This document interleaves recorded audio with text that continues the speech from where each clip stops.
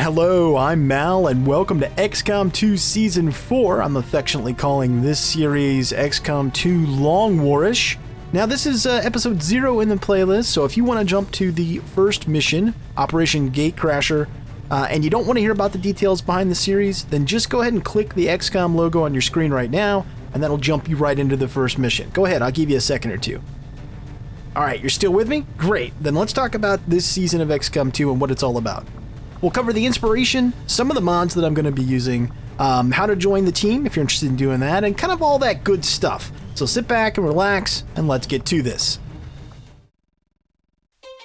So I've played a lot of XCOM 2 since launch, and it's a really good game, don't get me wrong, but something about the experience was just that, good, and I wanted it to be great.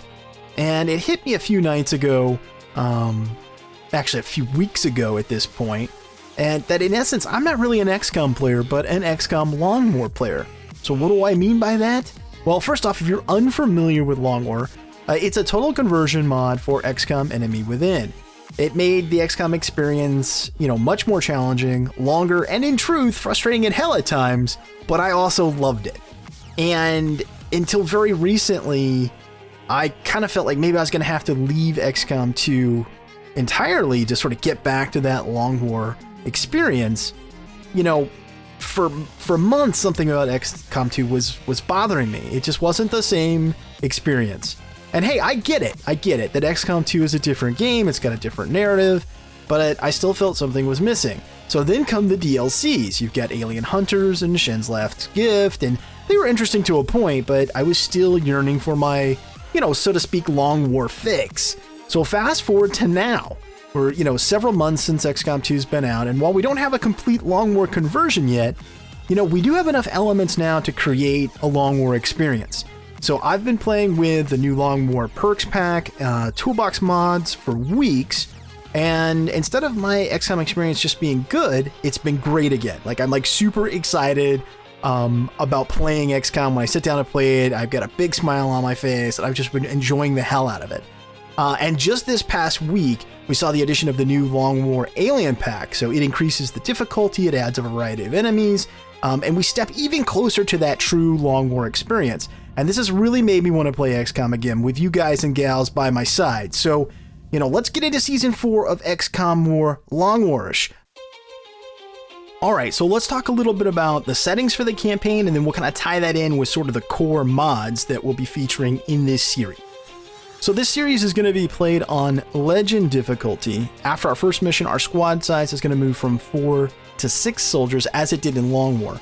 Eventually we'll have 8 after squad size upgrades are complete, which is that plus the new Long War perk pack are certainly giving us some advantages. So to balance things out, I'm also going to be using the Long War Alien Pack, which I mentioned earlier. So that's going to add a bunch of nasty new aliens, and it's going to beef up the difficulty. And of course, we're also playing on Legend, so it's pretty beefy to begin with.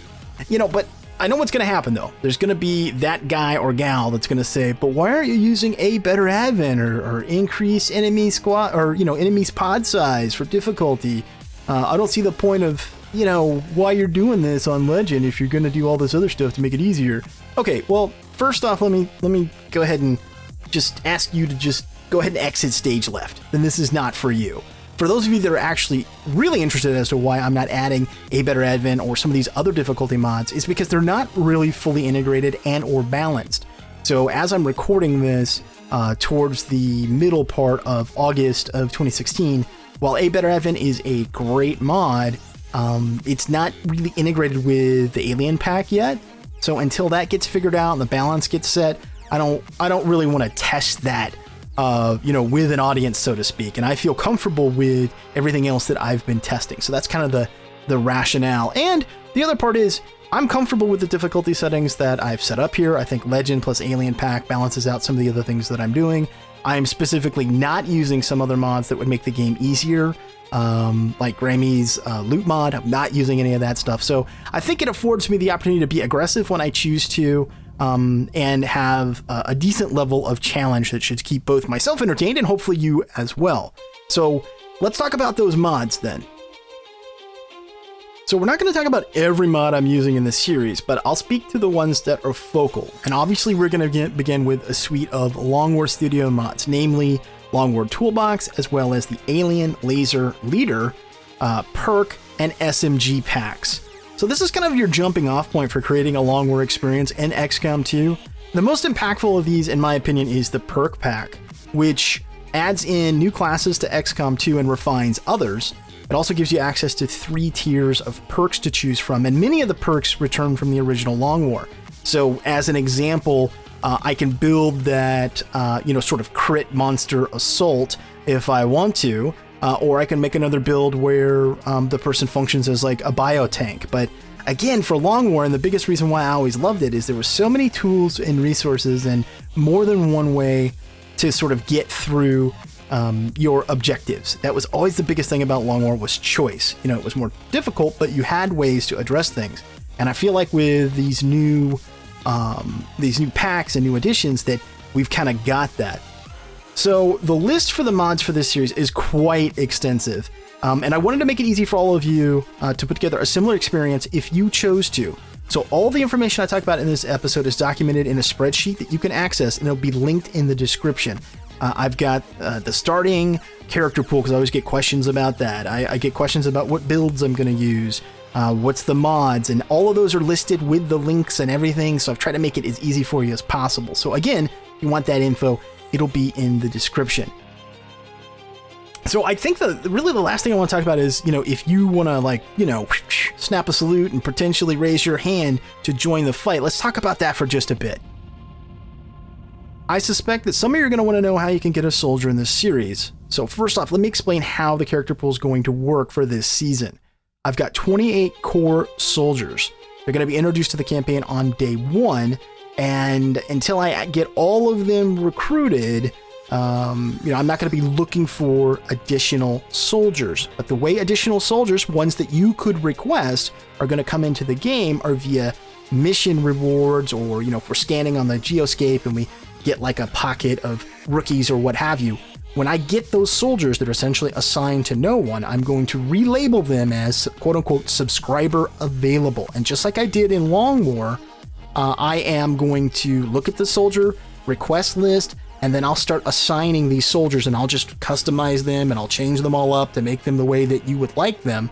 And there's 2 ways that you can request a soldier. One is via a form, which will be linked in the description of this video. The other is you can submit a bin file if you want to, but again, you're probably better off just quick filling out that form and then getting a soldier that becomes available as the campaign goes forward. So hopefully that makes sense to you. Now that core 28 includes people that have been with me essentially for years. It includes my friends and family members and Patreon supporters. So they're in the campaign regardless. And I know there's going to be people that are going to be like, that's not fair. What if I want a soldier? Well, you can still apply. I just can't, really necessarily guarantee that you'll get a spot. And what I would ask is that please don't request a soldier unless you plan to stick around and you're going to be active in the comments. For me, I'm playing this series largely with soldiers, with people that I know, which really makes it a cool and fun experience for me. I'm sitting down, I'm playing this with my friends. So for lack of a better way to say it, if you're asking to join, that means you want to sit down at the table with me and my friends as part of a communal experience. And if you want to do that and you're committed to being a part of it, then that's great. If you're just going to casually watch the series and you don't really want to comment and you're not going to get that involved or whatever, that's okay too. Again, I just humbly ask that you don't request a soldier.